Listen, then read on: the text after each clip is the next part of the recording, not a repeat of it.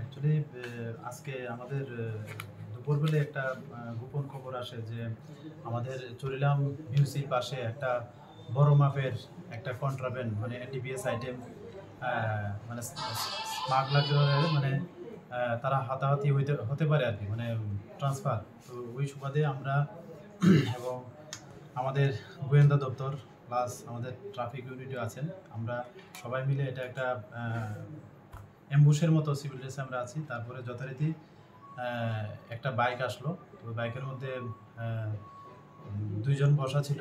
তো আমাদের সন্দেহ হয় তাদের গতিবিধি বা তাদের, এবং আমরাও মোটামুটি একটা আইডেন্টিফাই যে এটাই হতে পারে। তারপর আমরা যথারীতি ওই বাইকটাকে ডিটেইন করতে পেরেছি।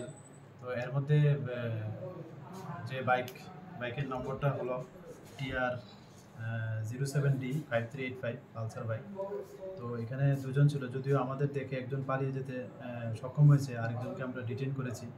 তো ডিটেইন করে যথারীতি তখন আমাদের DCM স্যারও ছিলেন।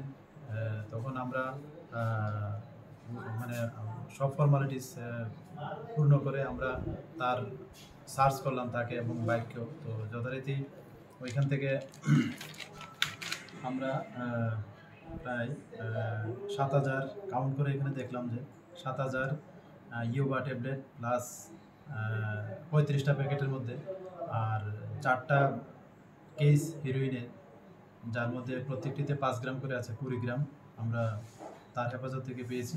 তো যথারীতি আমরা থানায় নিয়ে এসেছি এবং একটা আমাদের বিশালগড় পিএসএ এই মর্মে একটা এনডিপিএস কেস নিয়েছি, যার মামলা নম্বর 104/2023 এবং এটার মধ্যে আরও অনেকে যুক্ত আছেন। আমরা তদন্ত করে দেখছি। আর যাকে আটক করা হয়েছে তার নাম কি? যাকে আটক করা হয়েছে ওর নাম হলো শফিকুল ইসলাম, বয়স 26, বাবার নাম লিয়াকত আলী, দজনগর প্রধান টিলাবাড়ি। স্যার অপর একজন যে পালিয়ে গেছে তার কি নাম? তার নাম আমরা জানতে পেরেছি আইনুল হোসেন। তাদের বাড়ি কোন জায়গাতে? বাড়ি দজনগর প্রধান টিলাবাড়ি।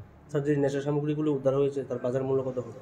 তার বাজার মূল্য অ্যাকচুয়ালি তো ঠিক বলা যাবে না, তবে আমরা আনুমানিক আইডিয়া করছি প্রায় 40 থেকে 45 লাখ টাকা হতে পারে।